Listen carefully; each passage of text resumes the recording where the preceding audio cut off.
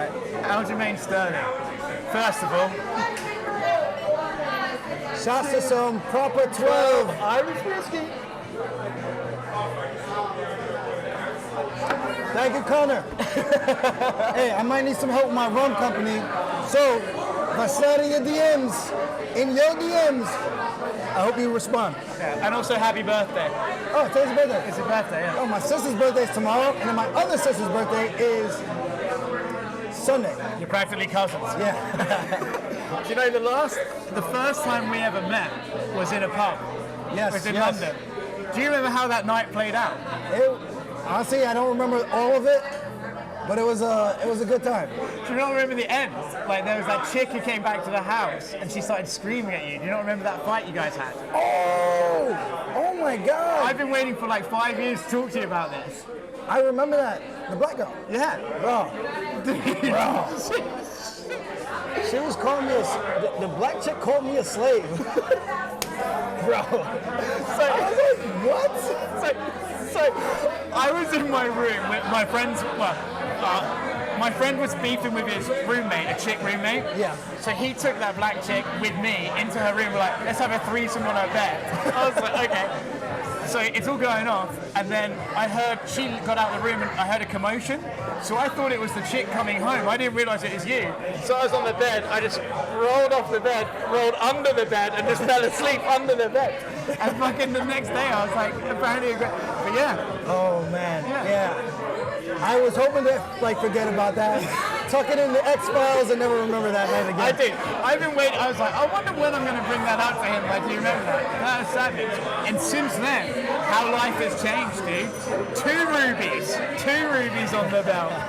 Yeah, life's been good, man. I'm super excited about everything.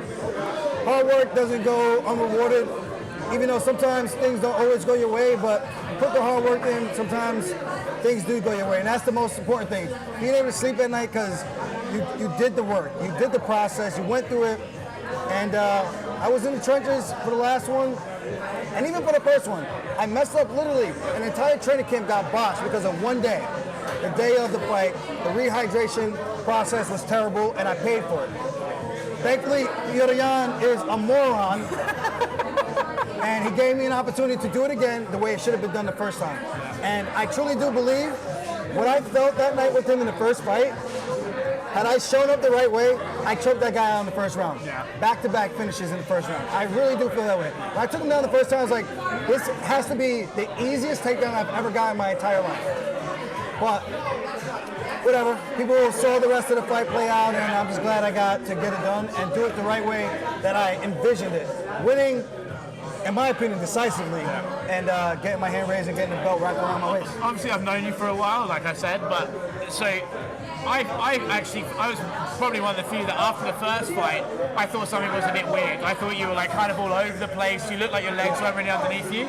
So I was always on the let's see a rematch train. I was wasn't sold that was how the fight was always going to go. And I was just really happy for you the second fight. I was like, because I know how much shit you got, like not just from fans, from everybody. You know what I mean? Like. I know how much everyone. I mean, I was going to allude to it. I wasn't going to say it expressly, but Dana. But like, I felt so bad that that's how it was going. So I was happy that you got to win the second one. In my opinion, like, I thought you won the fight. So I was happy for you, man. That must have been such a weight off your shoulders. It was, you know, and even before the fight, the theme of it was, I don't even care if I win. It was just, have a good performance, remind the world who you are, your character, your integrity. And people can say whatever they want about the acting. You've never been kneed in the head. You can say whatever you want, but you've never been kneed in the head. So that's one thing. You can say whatever you want. I really don't care. Because at the end of the day, those opinions do not matter. Unless you've actually been in a fist fight and know what it feels like to have that happen to you, then you can talk. And I know Demetrius Johnson, he made a couple of stabs, and he wasn't saying it like disrespectfully. He was like, don't stall the fight. Right. But it's not stalling the fight if you're being tactical in how you get up. Yeah. You don't want to just get up and get blasted in the face. You want to protect yourself. And he tried to do that in his fight at ONE FC and got blasted and got his lights put out. So here's the difference. And that just shows, like, even though I'm exhausted, I had some type of fight IQ going on. Jan is a dummy. And the 13 months I had to eat shit and all I could do was make fun of the people making fun of me. Yeah, I saw your form that you like said to Rob Whittaker, like, fucking sign this and send this. I appreciated that.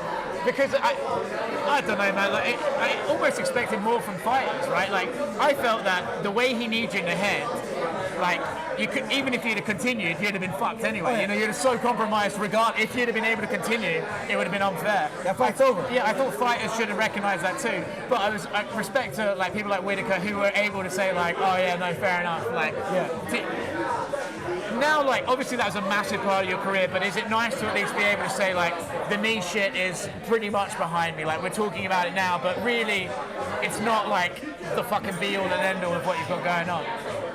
That is good that the rest of my career won't be highlighted by an illegal knee. To some degree, it probably will. Yeah. Some people will probably say you'll never become the champion if that didn't happen, which is fair. I don't hate the fans for talking truths in that regard. What I hate is when they try to tell me what something feels like as if they are in my body and can tell me how I am acting is not normal or normal. That's where it gets a little crazy for me. I remember Rob Whittaker's coach after he fought Israel, right? You know how at the end of the first round he got kind of knocked out, then came out for the second and then got finished? His coach was like, oh, people were talking shit. He was like, here's the thing. He's like, go in the kitchen tomorrow and punch your mum and then tell her to wake up and make you a cake. She's not going to make it. I was like, that's a weird analogy, but I get what he's saying. Like, it's silly for anyone on the outside to even if almost in a way for other fighters, like, you don't know where it hit. You don't know what nerve it happened to hit. Like, it's a unique experience every fight, I imagine. I'm not actually in there, but yeah, I don't know. I'm glad for you that was put in the past. You got the second one done.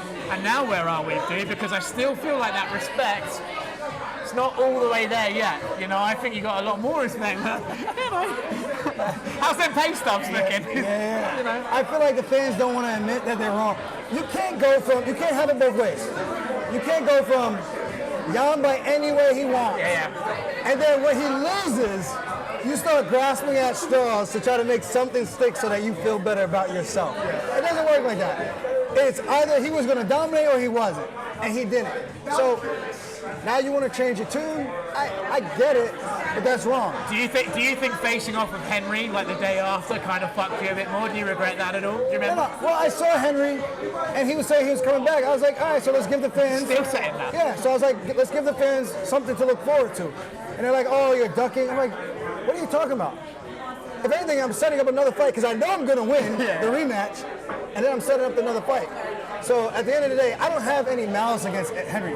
He's a stone cold competitor the same way I am, just wants to win, prove that he is one of the best in the world, which he is, and I'm the same exact way. So when a guy like that tries to challenge me, yeah, I'm going to pump my chest a little bit, and that's what I did, you know, so...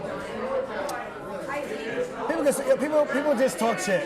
You're gonna have a fucking weird relationship with the fans for like your entire career, I think. But that's what makes it so good. Yeah. That's what I appreciate about the fans, because you're entitled to your opinion. Yeah. Even if it's batshit crazy and you're completely dog shit wrong, you know? But it's nice to see that the fans have an opinion and they pay their hard-earned money to watch us fight, and I'm okay with that. Just because we have an opinion doesn't make you right. Yeah. We all got an asshole. You know, it all stinks. Doesn't mean your opinion is better than anybody else's. You can say what you want, but until you're in the trenches and knows what that feels like, you're just, I don't know, you're just kind of just making noise.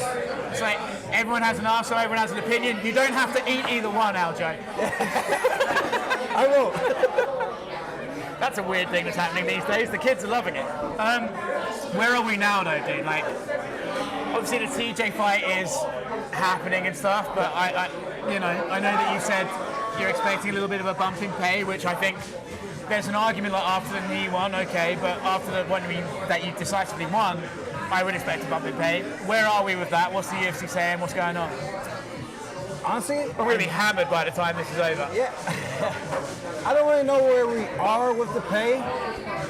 I'm just going to let my managers handle that. At the end of the day, I'm not trying to beef with Dana. Yeah. I'm not trying to cause a rift. I'm not trying to start a fighters union. But that's what people are like trying to make it out. They like spin what you're saying. I'm like, no, dude. You ever think like Dana's decided he's having a beef with you? Listen, Dana and I feel like are very similar in how we are in terms of, what would you call it? Wanting to have like a vendetta. Right. So, well, yeah. Taking notes on who's pissed him off. Yeah, and not even piss him off, but it's almost like, I feel like with him, he almost wants to, I feel like he's the type of guy who I am. I'm just petty. I can be petty when I need to be. And I can feel like Dana can be the same exact way, where it's like, oh yeah, motherfucker, I'll show you. Even if he hides it, which he does. Yeah. But even if I think there's a lot of evidence to say that he might be petty. But that's the point. It's like, at the end of the day, it's like, you're my boss. I work for you. At the end of the day, independent contractor, I would like to figure out a working relationship to make this work for the two of us. Yeah. That's the best way I can put it. So whether I have to talk shit to sell a fight, which I do anyway, you're not twisting my arm to do that. I would love to talk shit. I'm completely okay with that. Because I think talking shit, at the end of the day, builds the fight, and it kind of gets in your opponent's head. Because it's like this. If I talk shit to you, one of us has to eat our words. Right. You're putting out a pressure on the table on one of you. And I love that. It's like, just imagine going out, he thinks he's better, I start talking my shit. Okay, so which one of you guys are wrong? One of you guys have to be wrong. Two girls are gonna step in the octagon. Somebody has to eat shit. Some people don't like to talk shit. Oh no, I just want to be respectful. Fuck that. Fuck that. No, I think I'm better than you out there. I'm gonna whoop your fucking ass. I'm gonna get on your back. I'm gonna strangle you, motherfucker. What are you gonna do about it? Have you ever said anything that you're like, oh, it's just like, wish I didn't say that? No. Really? No. Because at the end of the day, it makes it worth something. Like, anybody in here, literally right now, can fight. Oh, by the way, while we're on that subject, we're at Jay Fallon. I thought it was Jimmy Fallon's place. It's not. The owner, a guy called, I don't know if I want to name him, he just came up to Aljo. We were in here for fucking 2 minutes. He's like, hey, you're the first black guy we've ever had in here, and we're going to film it. It's like, okay. By filming it, you made it weird. Yeah. It was fucking... Yeah. It was different. It was it was an opener, for sure. Yeah.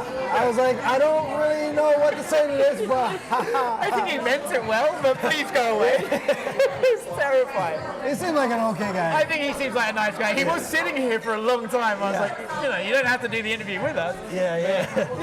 But, so back to the point. Do you think they want you to fight TJ, right? I think so. And I think you're open to fighting TJ. Yes. Obviously, there's some negotiations happen, but how close, let's say, I don't understand American football, but let's say like the yard line, how close is that fight to happening? Like, how far away are we? What are we talking? I think it's just a conversation. Yeah. I'm being honest. I think it's just a conversation that we need to have. And I would like to have a sit down with Dana, Hunter, even Sean, and just like see how we can make this a profitable relationship for the two of us. Yeah. Well, not the two of us, for The company and you. the company. Yeah. At the end of the day, their goal is to make money. Yeah. They have shareholders now. It's a public traded company. I get that. Like, I get business. They made a shit ton of money. I mean, you can see all the information publicly online. Because it's a publicly traded company, you can see the returns, see what they're making. And I'm not even using that as a blueprint, but it's just like, dude, I want to make money just as much as you want to make money. So help me help you. Do you think, like we're getting into conspiracy theory, like sort of territory here, but I do think like when guys are educated in business, they seem to always come afoul of the UFC. Like, do you think like because you know a bit of business, you understand like your numbers are here, so therefore my numbers as a percentage should be here and reflect that? Do you think they really don't like those guys? I understand it's not that they don't like them, but those are the guys that make their lives more difficult, right? They want to be able to call you and say, fight this guy on this day for this much money, and that's it done, right? Yeah. Do you think that's maybe where the issue has arisen, or what do you think? Not an issue, but do you know what I mean? Yeah. I mean, no one really likes the guy that speaks out, I guess. That's true. But at the same time, listen, I think Dana is so well off that it's not even about. He can give his friends $250,000. Yeah, so it's not even about the money because he has it. And I know those guys did things for him too, so I get that. It's his personal money. Yeah, no, I get that too. I'm not even like hating on that. Yeah. I'm like, so I made a little joke like, hey, it's my birthday coming up, which it is, July 31st. So if you want to cash at me, Venmo me, PayPal, Hope Master Corp. OnlyFans. So I get that aspect to everything, man. And again, it's not about trying to ruffle the feathers. It's not about trying to piss anybody off. The UFC's a monster. Yeah. Aljamain Sterling is not going to defeat the UFC. Yes. I'm not trying to be That's a more renegade. self-awareness than 99% of not just fighters, but anybody in this industry has, including media. I hate most of you. So yeah, I get it. Like, it is what it is, though. It's just one of those things, and Would you like to fight TJ? no, I want to. Yeah. At the end of the day, this does more for me in terms of my legacy. My goals changed. It was always to become the UFC champion. Now my goals have shifted. Now I would like to become one of the most winningest bantamweights in UFC history. And then the other goal is to break into that 20-win club.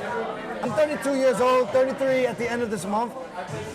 31st, guys, remember that. I got to get cranking, you know? Yeah. Because I think I have 13 or 14 wins. I think 13.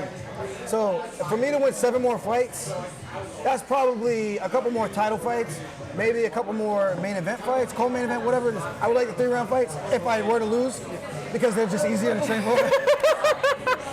Full disclosure, guys, I'm an honest man. Yeah, but then you got to go back to them fucking like paychecks from before you were champion. Which is, listen, man, you have goals.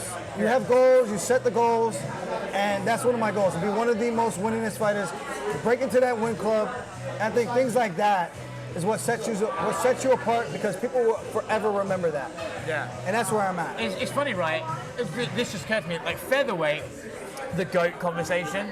Like there's loads of people chucked around, like there's Aldo, Volkanovski, but bantamweight, it's like there's Dominic Cruz, and I feel like no one else has ever really, like, you know, when you think of greatest of bantamweight, it's Dominic Cruz, right? Yeah.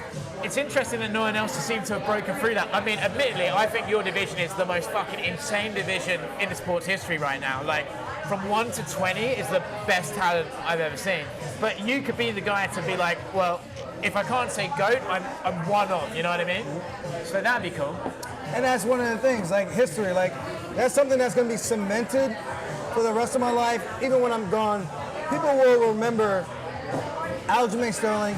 You can say whatever you want about the knee, it's going to be a win in the history book. Yeah. You can say whatever you want about the split decision win, it's going to be a win in the history book. Yeah. So as long as I can have that, that'd be up for people for debate. When they watch my career and watch the fights that I've had in the backlog, they're going to say, this guy was truly one of the best. Yeah. And that's what I get up in the morning for. Because what else are we doing this for? Like, I got enough money in the sense of, like, Can I have some? I can live a deep, like a really good life and be okay. And I'm not going to struggle.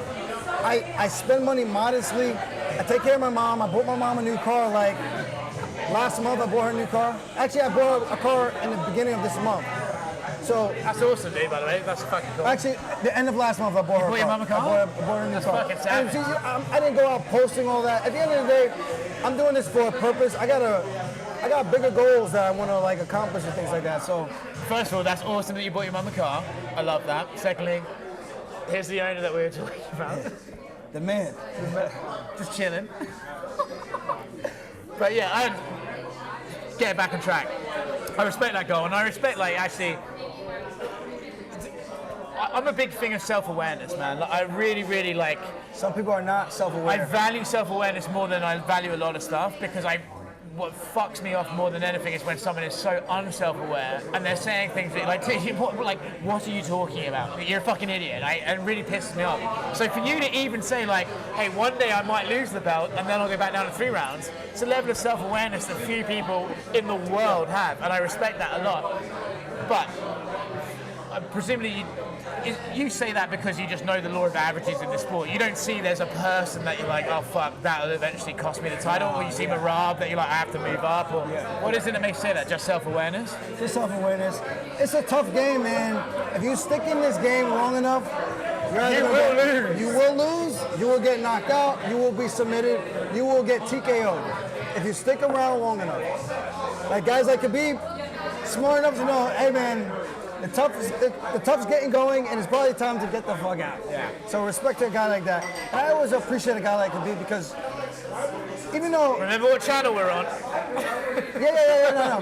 I'm kidding. But I always go like, for a guy like that to wake up in the morning on fight day every single time for 29 different nights and be prepared to win, Yeah. mentally, physically, spiritually, That's a hard thing to do. I've wrestled. You see very few guys who go undefeated in their college careers. You see very few guys that go undefeated in the UFC. That's something to behold. I don't think he's a GOAT. I was saying that at a point, and then I looked at the resume a little bit, and I was kind of like, okay. Like, I know I'm going to sound like a fucking homer right now, but dude, his record, I think until the last 4 or 5 fights of his career, pretty patchy. Yeah. Like 29-0 is impressive because MMA is so chaotic. Yes. But like to John Jones's record, like if you look at Jones's record, like it's murderer's row. Yes. Khabib's is like, you know, from Barbosa onwards, it's like, okay, killers. Yeah. But before that, it wasn't like. And again, to be fair to Khabib, just so full disclosure, injuries set him back. Yeah, weight cuts was a problem. The Tony Ferguson fight that fell through 5 times. Yeah, but don't you think like the Tony fight? Now we've seen how Oliveira, Dariush fought Tony. That Khabib fight doesn't look so fucking tasty now, does it? But I will say, there is something really true about momentum. I agree with that too. I agree with that too. So I feel like if he had fought him when the time was right, when they were supposed to be scheduled the first and the second and the third time, things probably would have been a lot different. Not saying he would have won, but things would have been different. I understand, and it's actually momentum's a funny thing, right? Because, you know, 6 months ago, Hamzat was going to be the triple champion, you know? Do you know what I mean? Like momentum. And now it's like you haven't heard from him in a while, and now it's like, oh, maybe, you know. He's actually gone a little quiet. He's gone a little quiet, yeah. And he's a freak of an athlete. That guy is an animal. I mean, he's an actual savage. He's an actual savage, but you don't fight Gilbert Burns like that and get away with it, you know what I mean? Like, you can fuck someone up on the ground for 400 punches. Yeah. That's nowhere near the same as like getting into. I think Gilbert Burns is one of the most underrated guys in the sport, dude. That guy's a fucking animal. And I feel the same. After watching that fight in the back room, I said the same exact thing. I was like, I thought he was going to try to run through him, which obviously that'd be great for Hamzat, but he didn't. And Gilbert stood his ground, bit down on his mouthpiece and said, okay, motherfucker, Koha. Gilbert hurt Kamari. Gilbert fucking rocked Kamari. I think, dude, Gilbert's one of the dark best, horse in that division. Yeah, one of the best to ever do it. You versus TJ, how do you see the fight going? Do you look at do you even look at the Corey Sandhagen fight as anything you take from, or is it too different stylistically? Like, what do you look at TJ and you go, where am I? How do I match up? How do you see the fight going? I think styles make fights, and after watching the tape with TJ, full disclosure again, I speak nothing but honesty. I can only speak from my heart. I can't speak and try to be fake and paint a facade. So love me or hate me, that's just how I am. I felt after watching the fight again with TJ and Sandhagen, he fought a much better fight than I gave him credit for. Yeah.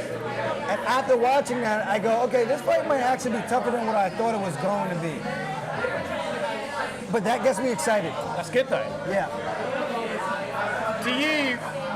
TJ's a weird one, right? Because TJ is obviously, technically, an elite level fighter, right? There's no one else who can pull off the switches, some of that.